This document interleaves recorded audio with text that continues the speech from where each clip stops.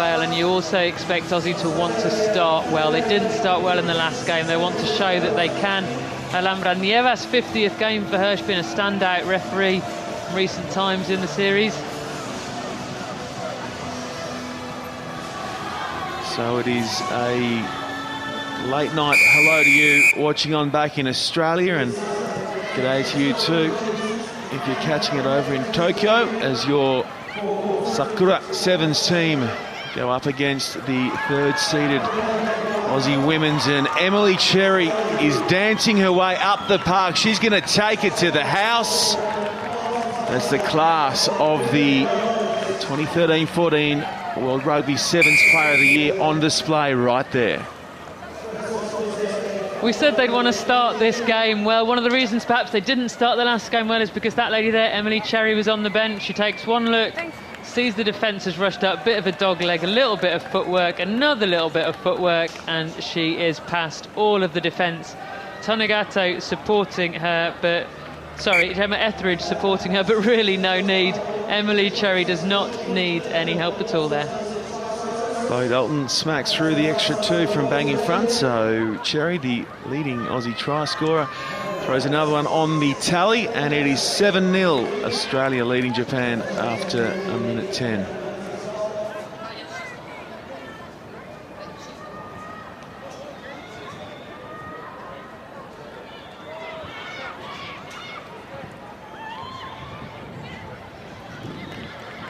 Taken well there from the restart by Aya Takeuchi. Not coming out at the ruck there, so we'll pack a scrum, and it'll be the Japanese team's feed. Recently qualified for the Olympic Sakura Sevens Olympics, Rio, road to Rio, all happening for the ladies out of Japan. Yeah, huge for them, that, wasn't it? Getting there ahead of China, ahead of Kazakhstan, strong teams in that part of the world. Big news for Japan.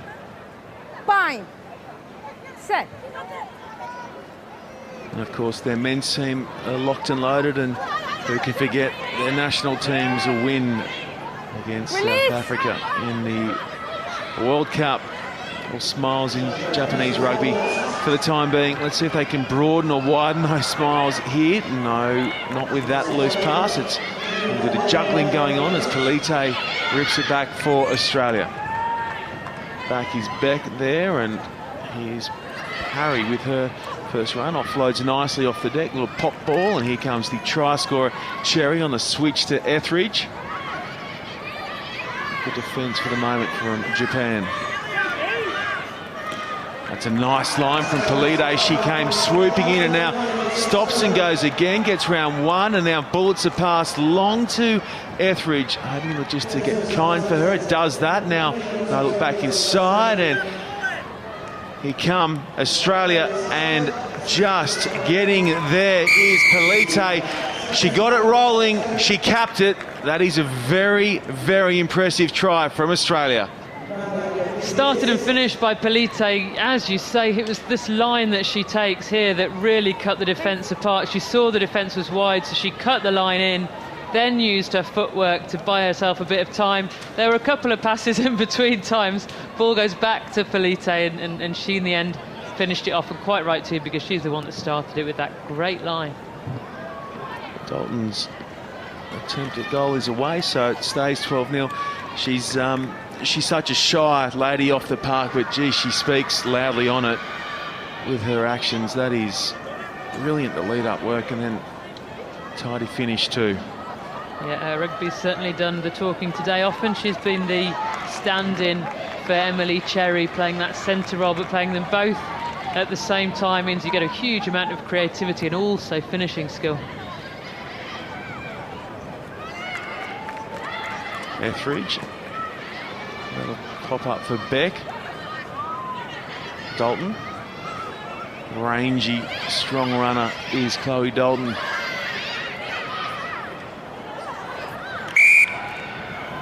It's okay, but it's not gone. See the tackler? She's okay. Australia themselves always so good at competing at that breakdown. They weren't so keen with Japan doing it there. It wasn't offside by the tackler, it was just a knock on, but a good attacking opportunity for Oz. Well, we caught up with a couple of the Aussie girls, didn't we, in the break between games 2, and they rested a couple of their normal starters for the first game, perhaps with an eye to tomorrow, just to keep a little bit of gas in the tank for when it comes to the business end, and that is well-weighted pass there from Beck. Across it goes to Elliot Green. Green slides in. That's her third for the day.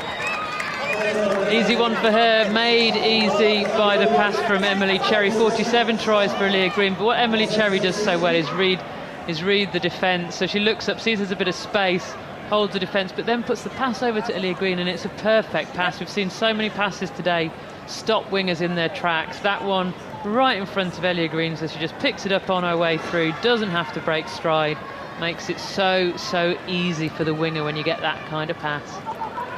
Sweet hit off the boot of Chloe Dalton, and we've got ourselves a 19-point game. Australia up over Japan.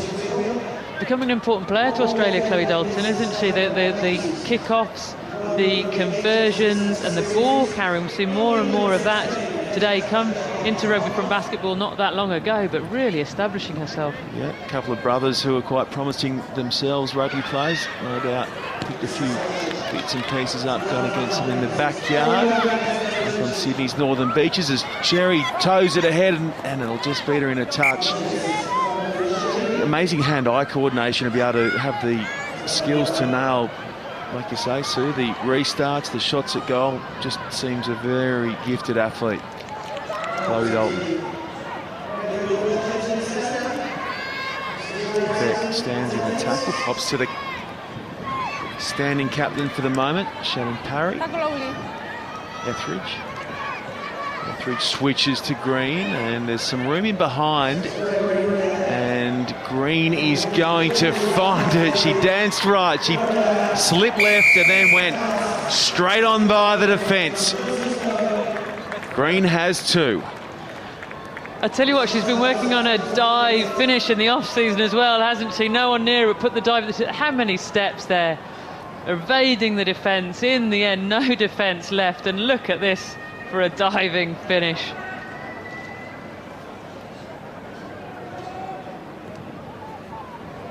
Half-time whistle sounds, and it is Australia 26 to Japan, yet to score.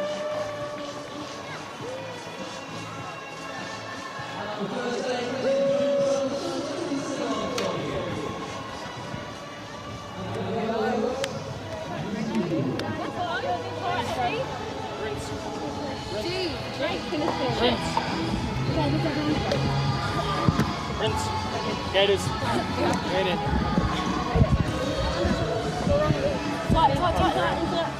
Listen up. Okay, girls, much better start there, clinical, okay? Easy when the ball's in hand, all right? Want everybody to be scanning and looking up and playing our options, okay? Demanding the ball. Okay? If you got a mismatch, it's got to be in your hands, okay? Just be ruthless this half. I don't want that scoreline to get, I don't want that 0 for them. Okay, I don't want to see anything for them. All right, so our defense has got to be ruthless. Okay, 2 changes. Emma for Chloe, you go on the particular forwards. Okay, and Shani for Varney. Okay. Just one thing in attack. Let's get there a little bit quicker. Other teams who make good tackles, we're too slow getting there in our threes at the moment. We're breaking tackles a little bit. But if we were top there, we're not there quick enough. So let's just work on those support lines all the time. First, just think a bit deeper too. Let's go here, girls. We've got our instructions. Let's execute here. Stay positive, stay calm, but we execute what Wilson's told us, right? Aussie on 3, 1, 2, 3. Aussie! New half. Very simple, clear words from Tim Walsh. That's what you want when you're absolutely exhausted half-time in a sevens game. You've got to be, he's telling the girls, if you've got a mismatch in front of you, you've got to be demanding that ball. You need the ball in your hands if you've got a mismatch, and do not let Japan score. He wants to see a big 0. Games like this, when they're won at half-time, it's easy to let your concentration slip, and what he's asking of his team is that they don't do that. They carry on playing the way that they have in the first half.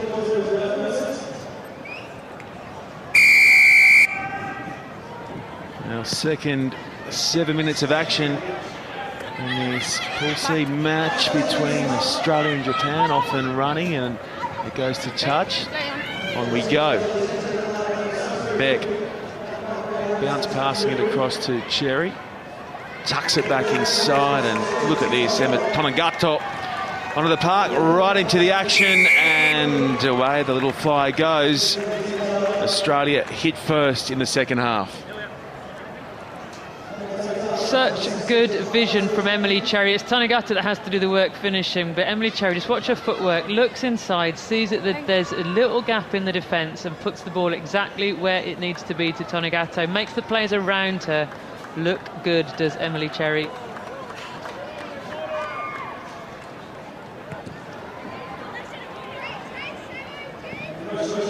She's a real little pocket rocket, isn't she, Emma Tonagato? When she hits the go button, it's adios for the chasing defenders. And Wilhelmina, the Aussie Girls mascot, well, he's all smiles all the time, clearly because he's a mascot, but maybe deep down inside he's just a little more content. I think he's pretty happy with this performance. Interesting that Australia have Aaliyah Green and Tonagato on the pitch at the moment, finding space for both of them in the team. So much pace out there.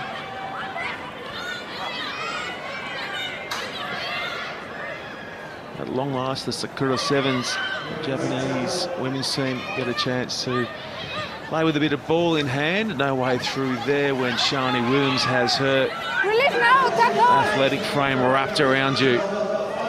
So powerful. The charge coming there from Kanematsu. Bit by bit, up the park they go. This will help. Win the penalty. Tap and go sharply. Play on. Oh, jarred there by Green. She read that well and went crack. And now the penalty comes for Australia. Very good work in the contact area from Aaliyah Green. She's really worked on that part of her game. First the hit, then competing at the breakdown. Here she comes. First of all, boom, that's a hit and a half. But then at the breakdown, she realises she can put pressure on. Hello, my name's Elia. Pleased to meet you. Eat some turf. Okay, here comes Cherry. He's Green on the outside. Oh, Cherry's having herself a good old time. And there is 1, 2, 3 for Elia Green. Yep, she's just shown us what she can do in the contact area, now shown us what she can do in the open spaces. In truth, not a difficult finish for her because the hard work's been done by Emily Cherry, sucking all those defenders in and then passing at just the right moment. She's had a great game, Emily Cherry, and 3 tries for Aaliyah Green. Not a bad return. Not at all. I expect to see... What's that hairdo? What is that hairdo? Is it just the straight braid, except to see more of the braids across the weekend? Don't ask me. It's quite magnificent. A lot of work's gone into that. Time off. We're going to see a whole lot more of that mop across the next day. And a bit there's Elia chasing 11, yellow down off. her teammate, Emily 11. Cherry, in terms of the 11. top try scorers for Australia. If there was one criticism you may have had of Elia's game last year, she was a bit flaky at times in defence, and like you say, Sue, it looks like she's got that part of her game nailed down. Yeah, look, she was inexperienced. It's hard work defending in games like this. So much space. It's the decision-making, when and how to hit. But yeah, she's been working on that really hard, and it's showing, isn't it?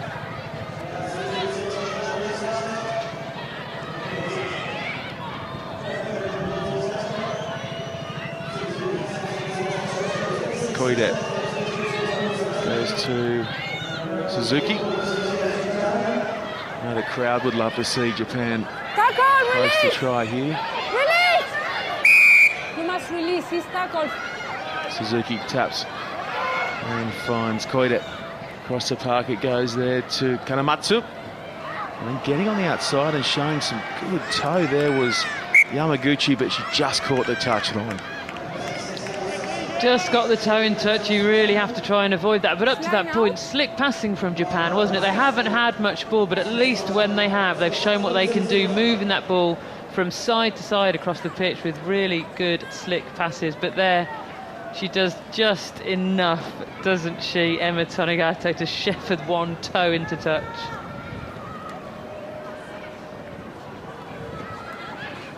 Goes back at the front, and now Kaslik on the park tucks it back to Amy Turner on the field also. So a couple of late substitutes coming here from Aussie coach Tim Walsh, and now the skipper says, I'll just go for a little bit of a march up the park, and peels off 20 odd metres.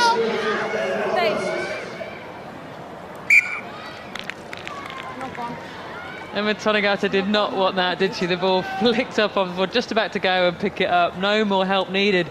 Thank you very much. As it was, she got it full in the face. There's a face full of Gilbert right off the bat. Just leave it there. All right. Put it on my nose. Crouch. Bind. Set. Japan do well to secure possession there, and now a bit of creativity coming into their game. They've got the fire on the outside. Yamaguchi shepherded and then pinned by Green. A couple of the speedsters seeing who can outdo who there, and on that occasion Green got the better of the Japanese opposition, and she fields the pass.